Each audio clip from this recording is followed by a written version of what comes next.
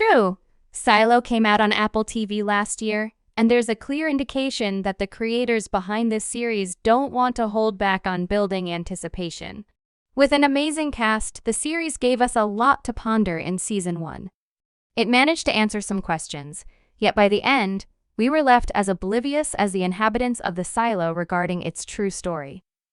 Now, we don't have to wait for all the answers. We can read Hugh Howey's books to uncover more. But we've decided to make it easy for you and answer some of the biggest questions about this fresh new series from Apple TV. Questions like, what's with the stairs? Why not build an elevator? And why create the silo in the first place? They'll all be answered here. While both world building and character drama are completely different aspects, we value them equally. So let's not waste much time and dive right into the entire lore of Silo. Spoiler alert, if you're someone who's enjoying the series and doesn't want to disappoint showrunner Graham Yost, you might want to avoid watching this video. But for the rest of you, the impatient and the simply inquisitive, let's jump right in. Before we begin our explanation, we have a small request. If you enjoy our content, please support us by subscribing to our channel. It's a small click for you, but it means a lot to us. Thank you. Let's begin. Prelude, the fall of civilization and the birth of the Silo Project. What could have been the event that forced humanity into underground compounds? Was it a post-apocalyptic scenario? A zombie invasion? A massive tidal wave that destroyed everything on land? Or was it all a hoax, a system of lies meant to imprison people in silos, creating controlled communities ruled by specific belief? It might all sound complicated, but there are things about the silo that you've probably wanted to know since the very beginning. Your own theories may sound like conspiracy ideas, but that's okay. As Senator Thurman said, the conspiracy theorists sound like us. After writing the first few books that form the core Silo storyline, Hugh Howey took readers on a journey exploring what happened before the silo was created. The year is 2049, not quite the neon-soaked future that Blade Runner might suggest. Instead, it feels surprisingly familiar. Conspiracies and government control remain very real. Donald Keene, a newly elected congressman, is appointed by Senator Paul Thurman to join a project based on an architectural design Donald once created while studying architecture. There's even a humorous moment where Donald remarks that he didn't really enjoy architecture and chose instead to pursue politics. I figured I could do more good governing people than drawing boxes to put them in. That's a clear hint at how much his character arc will evolve. Donald is appointed alongside his friend, Congressman Mick Webb, and Senator Thurman's daughter, Donald's ex, Anna Thurman. The trio is assigned to lead a project designing silos that Donald originally envisioned as facilities for storing nuclear waste. But this time, they're being repurposed, meant to shelter humanity after a cataclysm that might render the world uninhabitable. Now that we have a sense of who built the silos, let's explore why they were built in the first place. Even though 2049 appears relatively normal, it has its own share of crises. Among the most dangerous developments, nanobots. It all traces back to 2007, a pivotal year in Hugh Howey's imagined timeline. That year saw two major developments that transformed the world of Silo. First, the Center for Automation in Nanobiotech paved the way for microscopic robots too small to see, with the naked eye that could repair, self-replicate, and diagnose medical conditions. At the same time, CBS aired a rerun of a program that discussed the effects of propranolol, suggesting it could suppress emotional responses, such as fear or trauma. Individuals with extreme trauma could use propranolol to wipe out the memory of the traumatic event. This discovery would mark a pivotal point, one that contributed to the creation of the ultimate weapon against humanity, while also ensuring that the triggering event would be completely forgotten. Now that nanobots presented the potential to become one of the most powerful weapons in history, Senator Paul Thurman devised a global contingency plan, World Order Operation 50, abbreviated as WOL. This operation was based on the idea of giving humanity a second chance if civilization was ever destroyed due to the weaponization of nanotechnology. Although Donald was initially unclear about the project, over time, he came to realize that the operation was a direct response to the development of devastating weapons based on nanotech. His perspective on the entire ordeal began to shift. He was tasked with designing the silos that would ultimately serve as a safety net for CADFAC, the containment and disposal facility. But with each passing day, his interactions with others revealed more disturbing details. It became increasingly evident that there was more to this project than he had been told, and the stakes were far higher than he imagined. By 2052, the CADFAC project was completed, along with the construction of the silo facilities. However, the world had become significantly more unstable. Prominent individuals from across the nation gathered for the Democratic National Convention in Atlanta. Donald and Thurman were in attendance.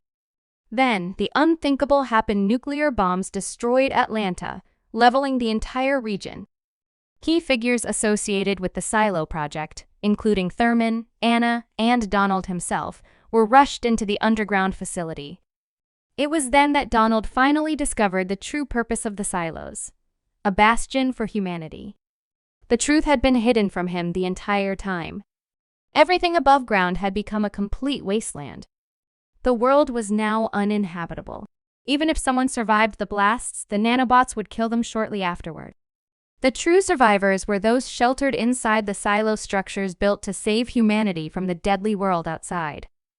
But there was a catch. You might be wondering how perfectly timed the entire operation was, how the silos were conveniently ready just when the explosions occurred. Well, the truth is chilling. The explosion was orchestrated by Senator Thurman himself. It was all part of his plan to force people into the silos and begin his true agenda. This plan, eerily similar to the tale of Noah's Ark, was grounded in the belief that humanity needed to be preserved. But, as history often shows, this is where things go wrong. When people start to believe they are gods, greater mistakes follow, and it's always humanity that pays the price. Establishing order: the early years of silo society. Now that the surviving remnants of humanity had secured themselves within the silos, a detailed and systematic layout was developed to determine how each silo would function. We're now going to explore the silo system and the differences between certain silos in terms of purpose, while also introducing key details that set the stage for future stories. In total, there are 50 silos, all based on designs originally developed by Donald Keene. Each silo follows a similar structure: 144 levels buried miles beneath the Earth's surface. Every silo is self-sufficient, supporting a generation of humans and ensuring long-term survival, from housing to food to governance. You might recall from the series a peculiar aspect of the silo's internal layout: a stark division between levels, where each floor housed a distinct group of people based on their societal role. The lower levels were home to the working-class individuals assigned labor-intensive tasks, including the handling of waste from higher floors. Meanwhile, the upper levels housed the upper-class people with authority, knowledge-based work, often IT or surveillance-related, and more influence over how the silo operated. This social divide becomes especially visible in the series when Mayor Johns visits the lower levels, revealing how differently each tier of society functions. Despite the hierarchy, each level plays a critical role in maintaining survival inside the silo. The most unique among the 50 is Silo 1, the Central Control Silo, which houses some of the key figures from before the destruction of the surface world. People like Donald Keene, Senator Thurman, and other high-ranking officials were preserved in Silo 1. Unlike the other silos where people live and die in a regular human cycle, Silo 1 employs cryogenic sleep. Individuals are put in and out of suspended animation in shifts every few decades to ensure consistent leadership over the centuries. These individuals oversee the events of the other silos and maintain order by upholding the rules outlined in a book known as the Pact. You might remember Juliet struggling to get through that boring book in the series. That's the one being referenced here. Beyond just observation, Silo 1 holds authority over the other silos. They have the ability to control and manipulate events across the system. One of their key responsibilities is to ensure that no silo develops notoriety or deviates from the plan. If rebellion or catastrophic failure arises, They can reset a silo, completely wiping out its population with poison gas to eliminate the threat. While the other silos are structured with labor divided by caste and class, Silo 1 is focused primarily on leadership, research, and technology. The people in Silo 1 are considered superior because they possess the true knowledge of the outside world and the actual purpose of the silos. These silos weren't just designed to save humanity and preserve civilization. They also serve to eliminate the dangers posed by nanotechnology and nuclear weapons. Though nanobots were originally developed for medical use, they have been weaponized through the silo system. There's much more about the nanobots that will likely unfold as the series progresses. But one question arises: why is this vital information kept hidden from the residents of the other silos? The answer is simple: control. The idea is to create a better functioning society by denying people access to the truth, preventing them from developing ideas of their own. Yes, that's some major gaslighting. In fact, the entire silo system operates heavily on this concept, gaslighting the population to maintain order. Another striking difference between Silo 1 and the rest is the technology. Viewers may have noticed how, despite the advanced tech, people in the other silos have to climb countless stairs between levels, something that consumes a massive portion of their lives. You might have wondered about this. I know I did when I first watched the series, but it turns out Silo 1 has a lift. Yes, the elites who view themselves as gods over the other silos kept the best technology for themselves. Meanwhile, the general population is forced to trudge up and down, floor by floor. Was this done to prevent laziness? Possibly. But the real reason, revealed deeper in the lore, is more sinister, preventing communication between levels. Remember how news of someone's death or major events didn't spread unless one person physically told another from a different level? The absence of a lift ensures that information flows slowly, making it easier to control and contain potential dissent. It's a deeply manipulative way to prevent unity, stopping people from sharing common dreams, goals, or plans to resist. Additionally, each silo has an IT department responsible for maintaining communication with Silo 1. Control measures extended to population control as well. A special apparatus was implanted in women to prevent childbirth, and any couple wishing to continue their relationship had to receive official approval. The human condition and resistance movements. Now that you understand how deeply cruel and manipulative the power dynamics between silos were, you might be wondering, did this system persist? That brings us to the next chapter in the story of the silos. Over the years, certain silos became centers of unrest, despite the strict controls imposed on them. This unrest is evident in the various extreme measures taken to prevent the development of normal societal structures. But there's one fundamental flaw in the system: the human condition. It's the one unpredictable element that can unravel an entire system with a single act. Over the decades, one silo or another would undergo an internal revolution, fueled by the realization that the world they lived in was an illusion, an artificial reality designed by powerful individuals. And they weren't wrong. What they didn't realize, however, was just how deeply sinister and meticulously constructed the entire plan was. It was a system built to isolate people within each silo. As I mentioned before, Silo 1 had the authority to reset the silos in the event of rebellion. Resetting meant killing off the majority of the population within a silo and reducing it to a fraction of its original size. The remaining survivors would be administered amnesia-inducing medication to erase all memories of their past lives. Even the IT systems would be completely wiped. Then, the silo would be restarted as though the rebellion had never happened. One of humanity's most persistent questions has always been about purpose. This question has driven every major discovery throughout history. Even if it takes millennia to find the answer, the pursuit never ceases.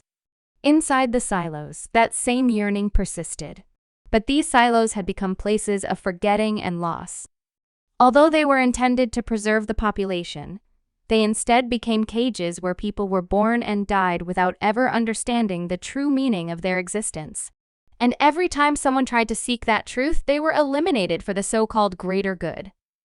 By a certain point, the cracks in the system had become more visible. Efforts to seek the truth were growing more widespread. The silos, designed to preserve humanity, had become prisons.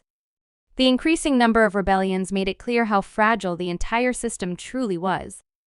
A cluster of 11 silos led by Silo 40 decided to sever all communication with Silo 1. They jammed the termination signal that Silo 1 could use to remotely control them. In response, Silo 1 demolished most of these silos and began implementing more extreme measures across the network. During this period, Silo 18, where the protagonist Juliet Nichols from the series originates, was also experiencing a rebellion. Victor, one of the key conspirators behind Operation 50, committed suicide. This event forced Thurman to bring back Donald to find a solution. Without Donald's involvement, the entire plan was at risk of collapsing.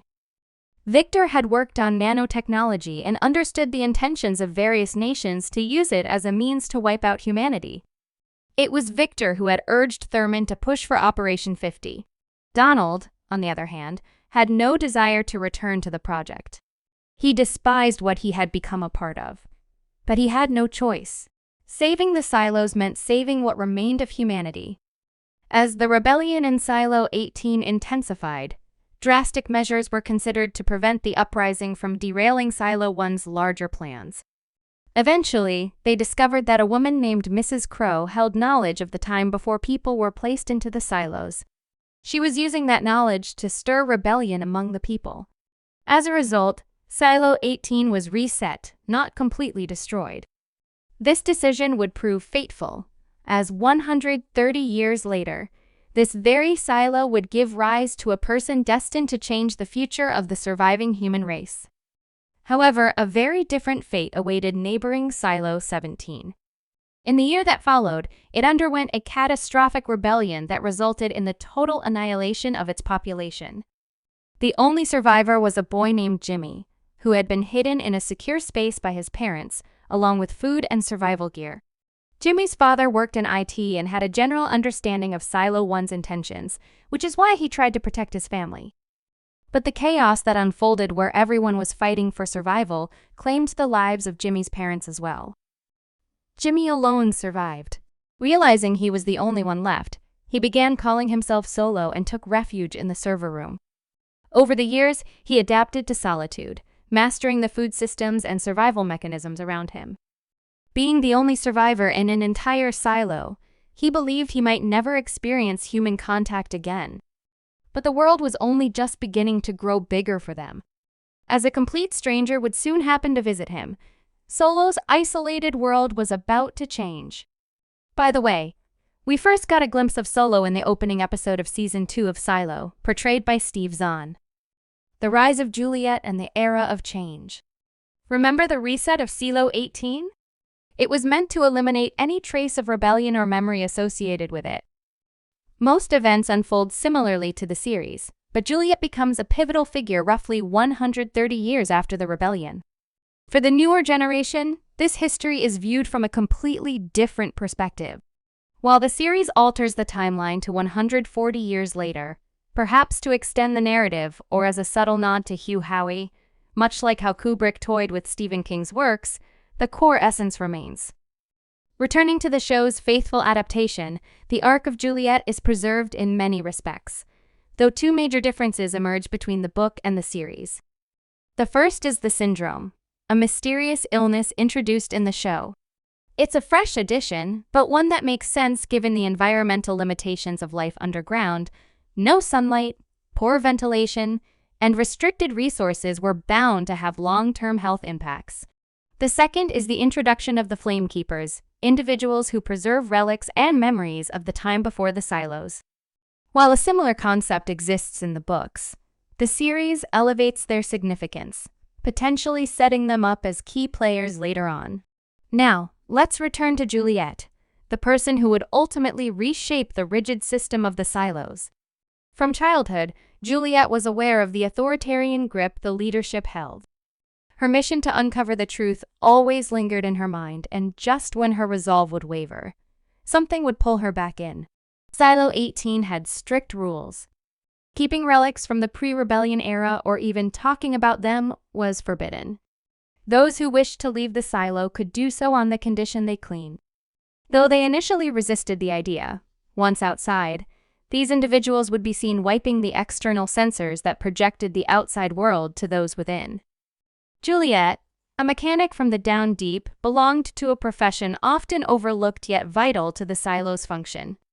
She took great pride in her work, but deep down, she resented the oppressive limits placed on her life. Over time, interactions with a select few led her to believe that the official narrative about the outside world was a lie. Determined to dig deeper, she eventually found herself appointed as sheriff after the previous sheriff, Holston Becker, nominated her following their conversations.